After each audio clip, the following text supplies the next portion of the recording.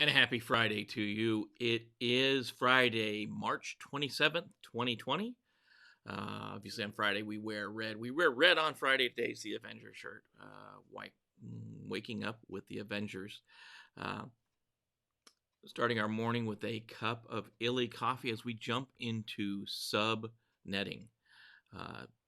Obviously, it's one of the topics that a lot of people get confused, and hopefully we're going to cut right through that today, why we use subnetting, some good examples, and I'll walk through an exercise. So join us after the brief little intro, and we'll jump into subnetting.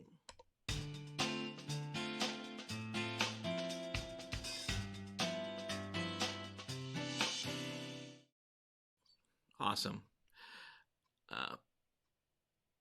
It's Friday. What is the day on our weird calendar? Well, it is have something on a stick day, like corn dogs, chicken on a stick, deep fried Snickers. I don't know. Have something on a stick. Probably can't go out to the fair or anything like that because we're all locked down still. But enjoy something on a stick because that's National Something on a Stick Day. But into the topic. Again, we're driving on with Security Plus, and this is one of the topics that is kind of implied in Security Plus. Give me 1 second here. I'm going to get one screen up. There we go. It's implied in the kind of the networking. When we talk about networking, but we have to, as best we can, isolate and compartmentalize networks so that we don't have. First of all, it's good for bandwidth utilization and reducing the number of computers that are on a single network, so that we don't have a lot of congestion. You know what happens? You get a lot of congestion on a network, everything slows down. So we want to be able to isolate those networks and make them smaller. And earlier this week, we talked about the different types of, or the different classes of private address ranges. We talked about Class A, Class B, Class C. That was earlier this week. So today we're going to carry on with that. We'll use a Class A address. And the reason we'll use a Class A address in our example is because most small office, home office routers that are built into access points, which almost everyone has, start with the Class A address. And usually it's 192.168.1.0 through 255. So that's what we'll use in our example. It'll help explain it. And if you want to go in and do something like this, you certainly can using the equipment you have at home. So this is Security Plus, Network Design. Subnetting is the subcategory, which is funny. So really, we're going to take a range, and the range we're going to talk about is that one that comes with your router, right? So it's 192.168.1.0. That's the network address, right? So we always have, in that range, we're going to have a range of, we're talking about that last octet. Remember, the octets are those numbers that are separated by decimal points. So 192.168.1.0. Those are the octets we're talking about. So really, we're going to talk about changing just that last octet where the 0 is, right? And that number can be anywhere in a Class A from 0 to 255, and really in any class for that matter. And remember, when we're talking about this, the first address, that 0, is the network address, the network identifier. And the last one, 255 in that range, is the broadcast address. So when something needs to be sent to all the devices on the network, it goes out to 255. So 192.168.1.255 goes to everyone. So those are two addresses we can't use. But we still got between 1 and 254. And if we had all of those devices on one network talking at the same time, obviously that could get pretty chatty. So what we might want to do, if that's the range we're working with, we might want to break that down into sub-networks, right? So we can split it up and make a number of different networks out of that one network range, right? They still use that same single IP address network range. So they still use 192.168.1.0 through 255. So we're using the same range. We're just going to get some more benefits out of it. We're going to break it up into smaller segments, right? It's that sub network. We're going to subdivide that network space, right? it increases some security by compartmentalizing things. So when we break it up, traffic from one part of it won't cross over to another part of it unless we specifically design it to go over there. So if we have, this sub, and we'll talk about it, I think, in the next slide. We have this sub part of the network here that's part 1, and part 2 is over here. Unless we design those to talk to each other, they won't talk, and that's going to reduce the number of systems talking on our networks at the same time. It efficiently uses our IP addresses, and it reduces broadcast traffic and collision. So every time we send out broadcast traffic to that .255 address, it goes to everyone, right? So everyone gets it, and it just kind of washes across the entire network.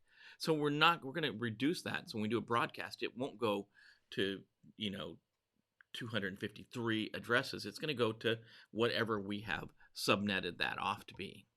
So, and that's kind of what we've been talking about. The slide is, we've isolated things into subnets using that one range, 192.168.1.1 or .0 technically, to 255.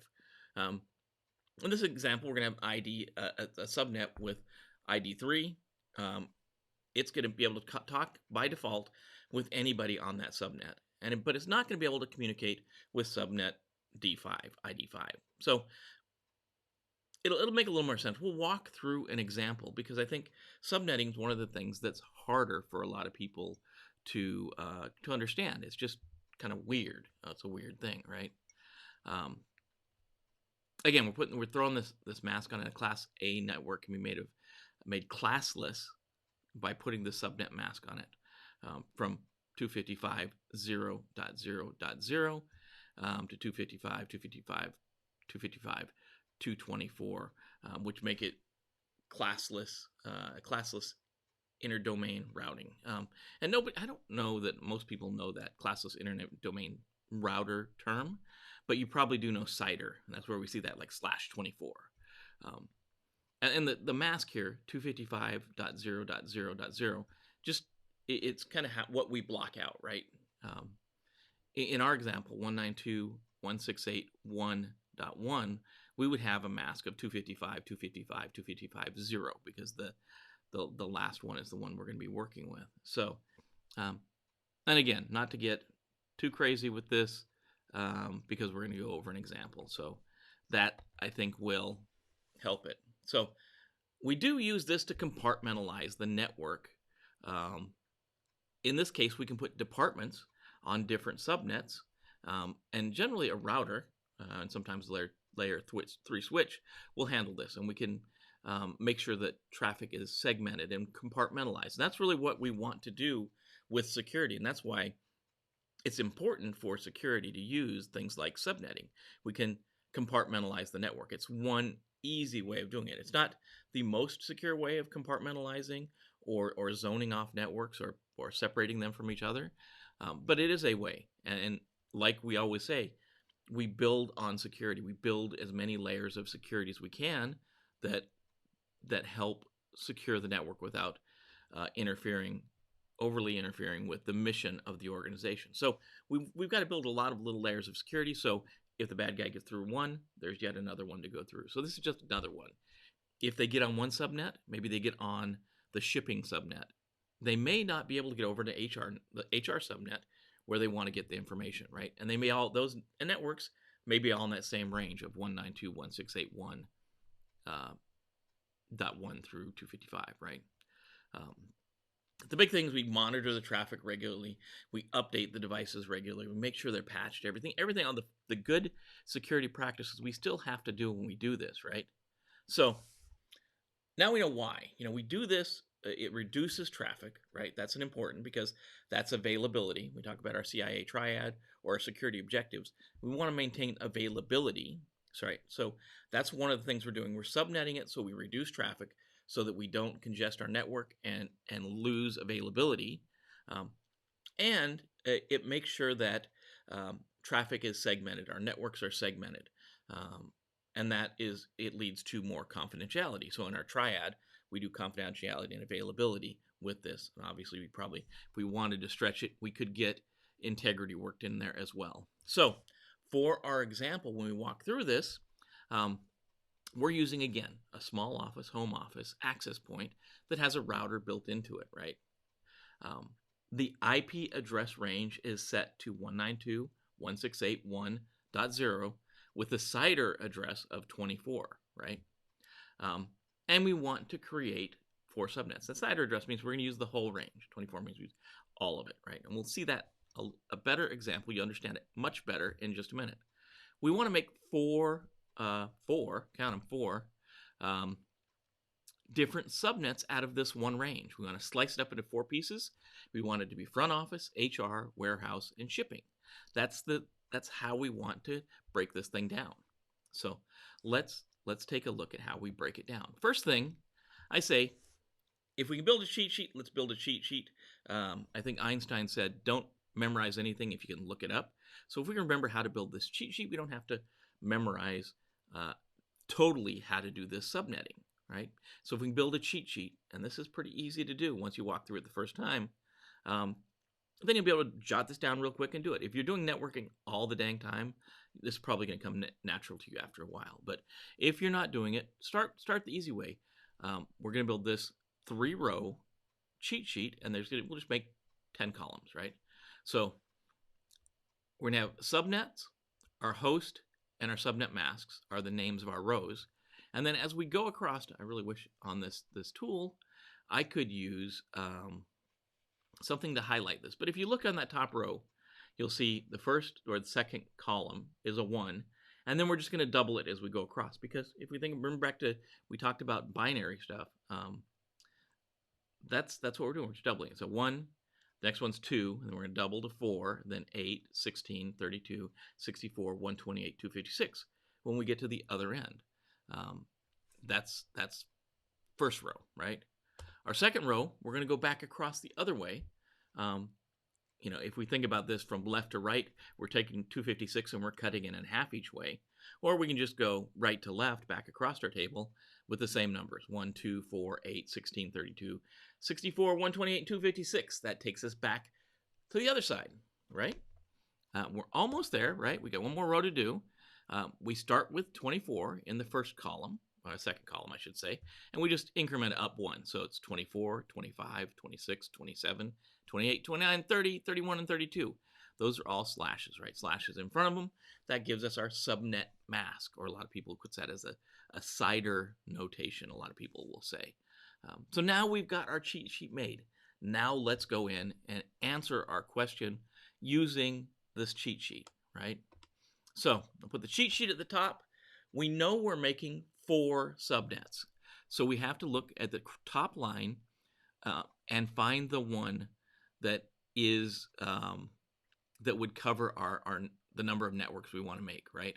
So if we wanted to make 7 subnets, we'd have to go one more over to the right. We'd end up making 8 subnets, and we just wouldn't use one of them, right? So if we wanted to make 200 subnets, we'd have to go all the way over to 256, and that's the number of subnets we make. As you can see, as we go to the right and we increase the number of subnets we're making, we reduce the number of hosts we can put in each of those subnets. Because remember, we're still dealing with that same pool of addresses from 0 to 255. So when we increase the number of subnets, obviously we're decreasing the number of hosts. So we know we have to make 4 subnets. So we're going to use the column that's headed with number 4. So that's going to be our starting point. We've already got some information because we know we started with an IP address of 192.168.1.0. And that's our starting point. We need to know that, right? So our first step is we're going to figure out our network IDs for each of the 4 networks. So we start with the first one, 192.168.1.0, and I highlighted that 0 in yellow because that's important. So we know the number of hosts we have on each subnet is going to be 64 because we have that in our table. Our table tells us that.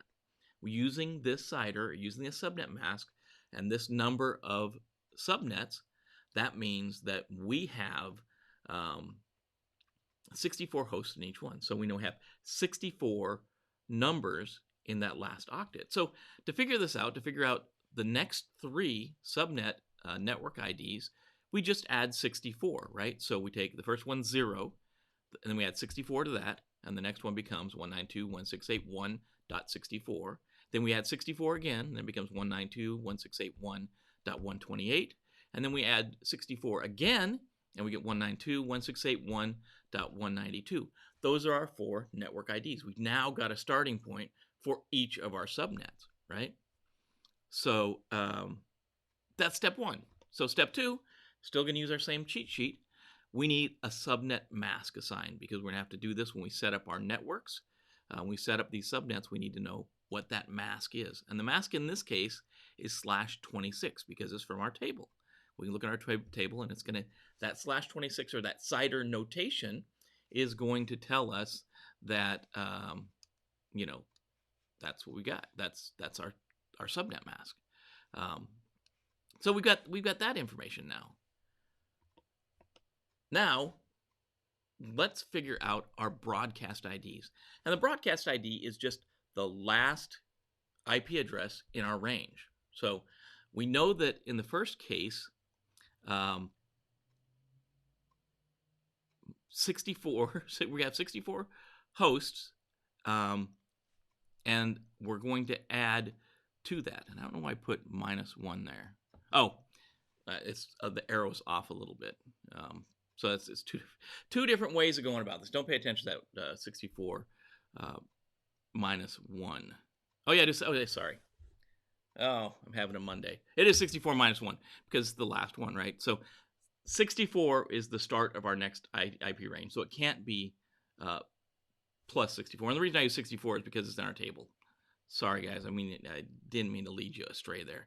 So we're going to take 192.168.1.0. We'll add the 64 to it -1, because that then will be the last IP in our subnet range. So hopefully it didn't mess you all up. So we're just going to add 64 -1 will be our last IP address in the subnet range. So in this case, our network ID will be 192.168.1.0. Our broadcast ID will be our last IP address in that range, 192.168.1.63, which is the last one because the next subnet starts at 64. Apologize. See, that's how easily you can get off track when you're doing the subnetting. That's why that table is so important. You may notice that you could just also take the next network ID and -1 from it, because it's essentially the same thing. So if we see the next one is 192.168.1.64, if we -1 from that, that gives us our 63. Same thing we're going about. It just helps us when we get to the last one, because we don't have a next subnet to go to. So we see in the second range, we need the broadcast ID. So we can go to the third range where it starts 128 -1 from that, and that becomes our broadcast ID of the next one. I kind of like thinking of it the way I wrote it, which I don't know why I led you guys astray for a second there.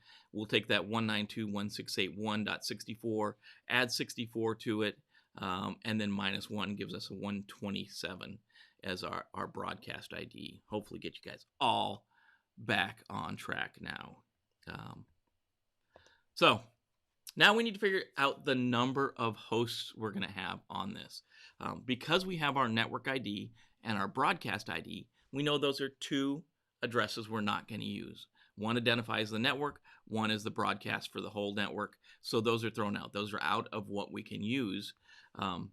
So the first thing, we can figure out our host range. So if we take our network ID and add 1 to it, so it's 192.168.1.0 plus 1 is going to be 192.168.1.1. That's our first host ID we can have on this first subnet.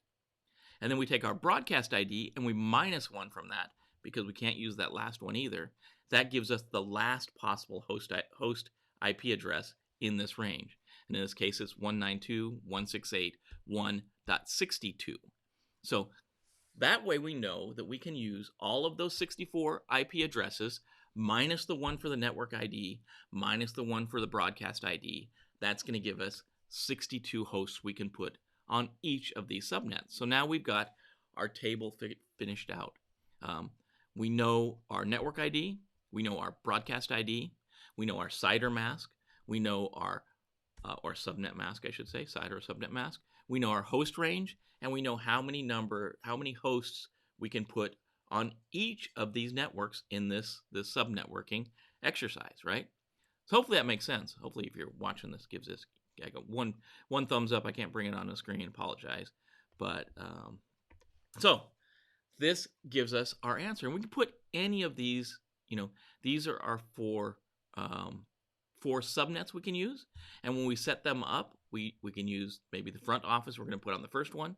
It doesn't have to be this way. It could be any. You can assign them any way you want that makes sense to you. But the first one is 192.168.1.0 with a CIDR of 26 for the front office. That means that's the range it'll issue out IP addresses in that range, that first set of 62 addresses. Then our HR maybe is 192.168.1.64/26 is HR. The warehouse maybe is /128/26, and then shipping is 192/26.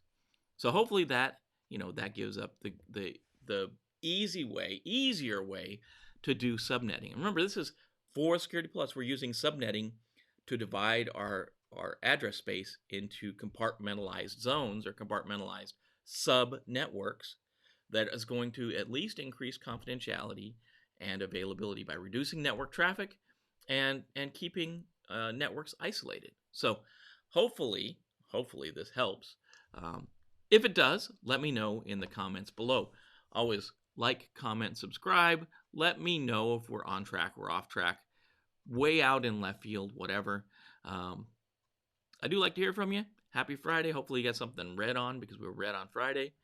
And, hit the bell. You'll be notified anytime we're going live or when we put new content out. It's a bunch of content from about a month ago that covers the first part of Security Plus, covering stuff like viruses, worms, threat actors like hacktivist and nation state, that kind of stuff. That stuff should be pushed out next week. I know it's been a bit, so please do that. Like, comment, subscribe, hit the bell. I'd love for you to drop some comments below on what are your experiences with subnetting in the past. Have you done subnetting, or is it something that comes natural to you, or is it a challenge? A lot of people find it a bit challenging. Hopefully the cheat sheet will help you. Sorry, I went a little bit astray during that, but anyhow, I'll see you on Monday, hopefully at 7 a.m. East Time, when we pick up with Cup of Cyber again. Enjoy your weekend. Be safe out there.